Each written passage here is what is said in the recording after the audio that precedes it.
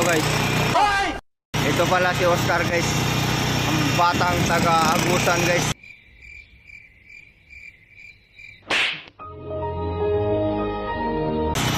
Napadpad dito sa Manila.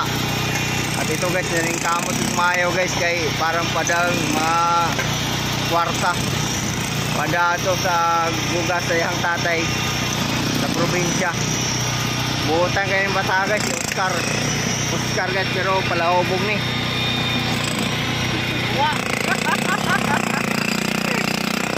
Tugihan kayo ni guys, pag dinihubog o, tingnan mo guys o. Karami, ano guys, ang laki kayong one guys o. Tipinggan. Muni, naghagawak ko ni masinggan niya sa una. Mura mo ko ni kabugat ni. Mura manig masinggan o. Kita mo guys, ayan o. Kaya ni mo aning bataan ni. Si Oscar pala guys, ang aming bida. Ang batang taga Mindanao.